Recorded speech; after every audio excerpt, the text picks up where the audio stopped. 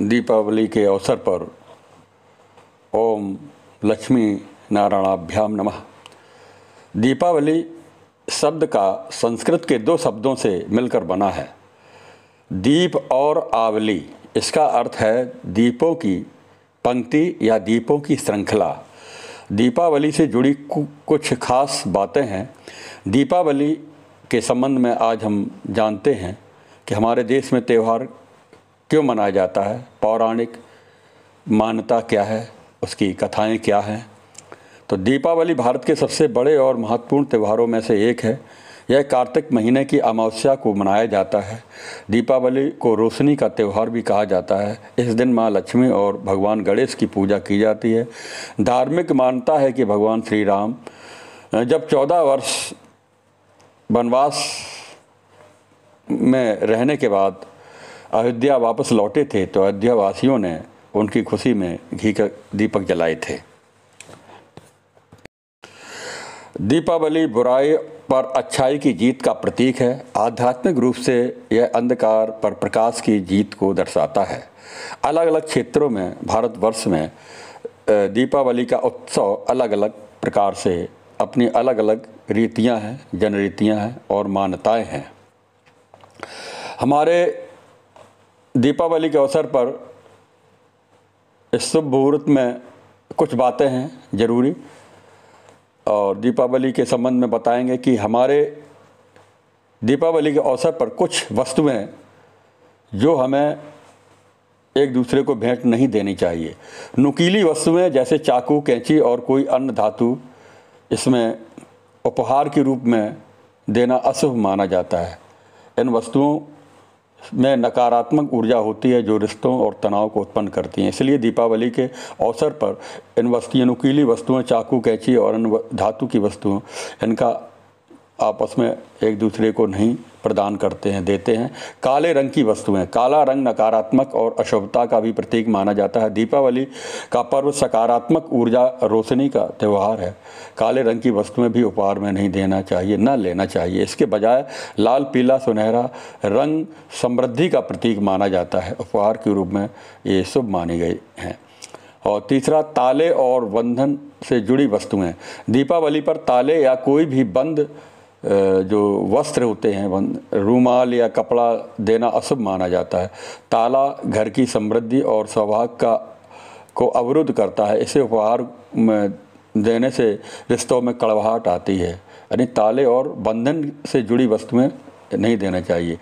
और नकली फूल या बनावटी पौधे, दीपावली पर नकली फूल या पौधों का उपहार नहीं देना चाहिए, अशुभ माना गया है। शास्त्रों के अनुसार नकली पौधों में नकारात्मक ऊर्जा होती है और ये घर में समृद्धि को रोकते हैं। इसके बजाय हरे भरे प्राकृतिक पौधों को उपहार के रूप में देना शुभ माना गया है, जो जीवन और समृद्धि का प्रतीक माने जाते हैं। खाली बर्तन, हमारे खाली बर्तन भी जैसे लोटा है, कलश है, कोई अन्य पात्र है, उपहार में देने से बचना चाहिए। शास्त्रों के अनुसार खाली बर्तन देने से घर में दरिद्रता का वास होता है। अगर आप बर्तन उपहार में दे रहे हैं तो इसमें कुछ मिठाई और अनाज भरकर समृद्धि का प्रतीक माना जाता है। यानी उसका कुछ उपहार की वस्तु में कुछ भरा हुआ होना चाहिए, बर्तन खाली नहीं होना चाहिए।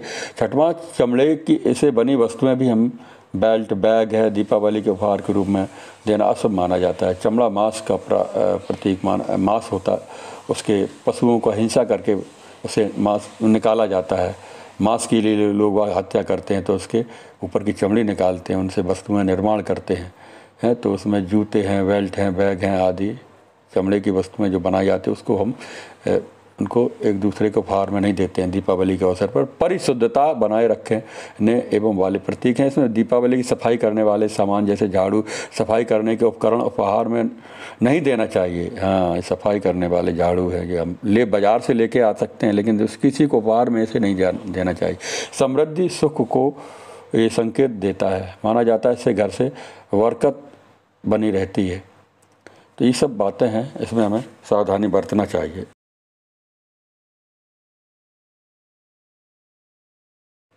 भारतवर्ष में दीपावली का त्यौहार क्यों मनाया जाता है? पौराणिक कथाओं के अनुसार दीपावली का त्यौहार मनाने के पीछे एक और सबसे बड़ी कहानी है। कहा जाता है कि इसी दिन प्रभु श्री कृष्ण ने नरकासुर राक्षस का वध किया था। नरकासुर उस समय प्रज्ञा ज्योतिषपुर का राजा था। इतना क्रूर था कि उसने देव माता अदिति जो देवताओं की माता है, इंद्र की माता है, उनकी बालियां तक छीन ली थी। देव माता अदिति श्री कृष्ण की पत्नी सत्यभामा की संबंधी थी। श्री कृष्ण की मदद से सत्यभामा ने नरकासुर का वध किया था। यह भी दीपावली मनाने का एक प्रमुख कारण माना जाता है। भगवान श्री कृष्ण नरकासुर का वध करने के लिए गए थे, पर चढ़ाई की थी, तो सत्यभामा भी उनके साथ में थी। उनकी सहायता से उनका वध किया गया।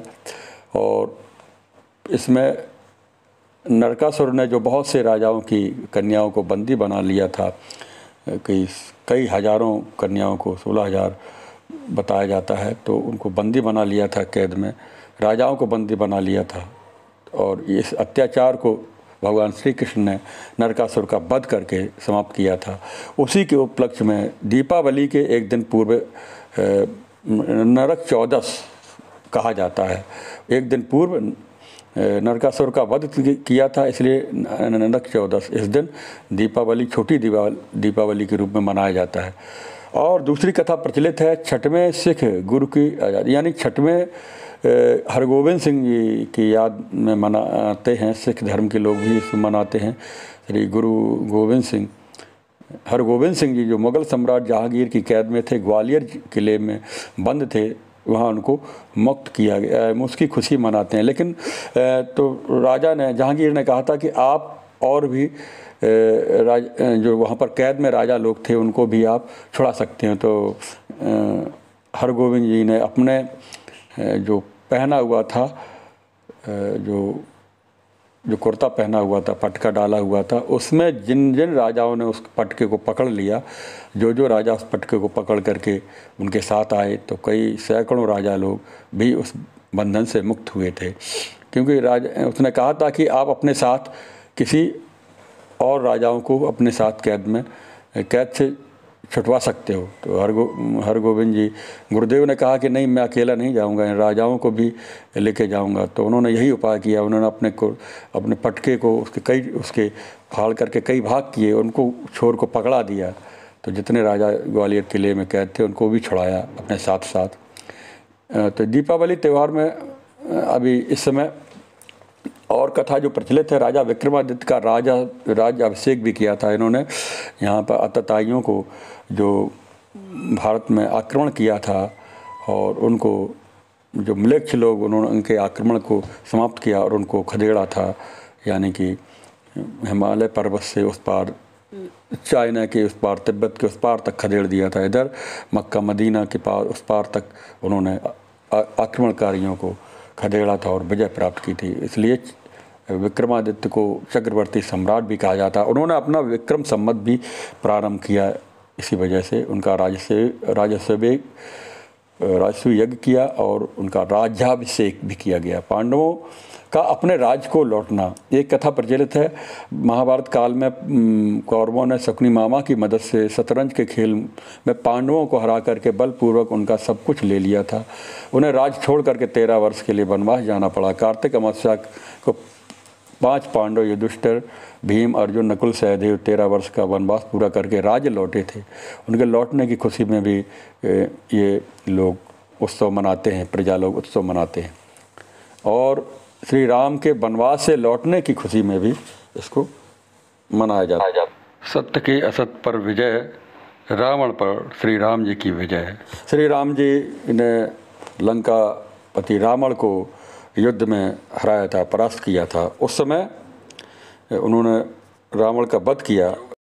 श्री राम जी जो रावण का वध करके लंका पर विजय प्राप्त करने के बाद विभीषण को राज्य दे करके जब अपने अयोध्या को लौटे थे, तो वहाँ पर अयोध्या वासियों ने प्रभु राम जी का उनका स्वागत किया था। दीपोत्सव करके उनका स्वागत किया गया और बड़े धूमधाम से अयोध्या वासियों ने, यानी पूरे भारतवर्ष में इस त्यौहार को तब से मनाया जाता है।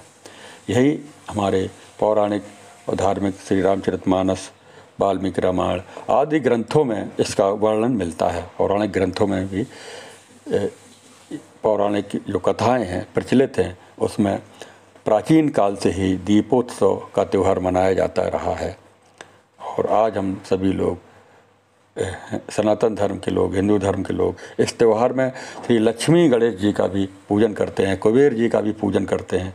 पूजन विधान हम इसमें शुभ मुहूर्त में जो मुहूर्त हर वर्ष में दीपावली को जो मुहूर्त दिया जाता है, उसमें लक्ष्मी जी, श्री गणेश जी और कुबेर जी का पूजन प्रमुखता से किया जाता है।